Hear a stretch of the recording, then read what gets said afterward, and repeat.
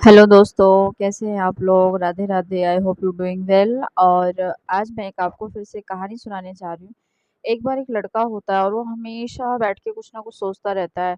अपने पास्ट की बातें, पास्ट की चीज़ें, उसको किसी ने कब बुरा कहा, उससे रिवेंज लेने की चीज़ें, मतलब हमेशा उसके दिमाग में कंटिन्यूअसली ये सब चीज़ें चलती रहती हैं।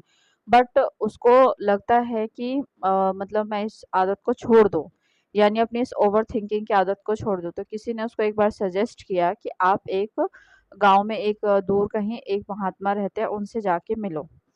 तो वो चले जाता है, वो लड़का जाता है और उनसे पूछता है कि मतलब महात्मा जी, मैं हमेशा कुछ ना कुछ सोचता ही रहता हूँ अपने पास्ट की चीज़ों के बारे में, किसी ने मुझसे गलत कहा उन सब के बारे में।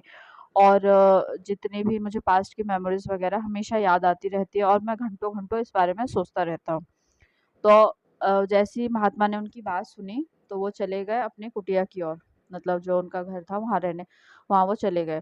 और वहाँ जाते हैं और एक बड़ा-सा जो पानी का मटका या पानी का जैसे आप गिलास कह लीजिए, ऐसा कुछ लेकर आते हैं और उसके सामने जाके खड़े हो जाते हैं।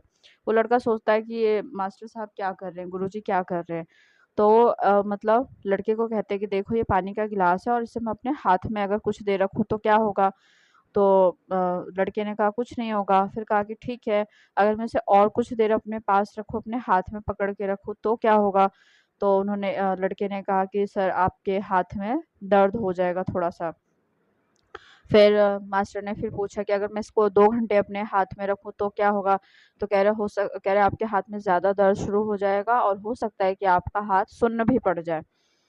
तो यही बात मास्टर ने, गुरुदेव ने उनको उस लड़के को समझाई कि ठीक इसी तरह हमारे विचार भी हमें तकलीफ देते हैं, जबकि ये गिलास तो भारी नहीं हुआ, गिलास तो उतना का उतना ही है, तो फिर मेरे हाथ में दर्द क्यों हो जाएगा?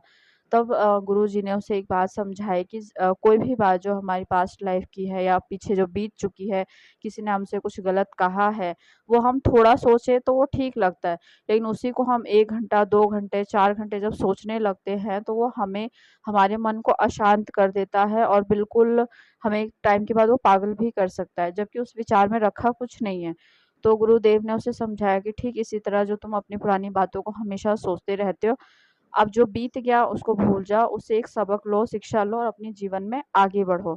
तो ज़्यादा सोचने से विचार कुछ नहीं होते, हम उसको इतनी एनर्जी देते हैं कि वो हमारे मतलब सर दर्द हो जाएगा, आपको बहुत सारी प्रॉब्लम्स हो सकती है।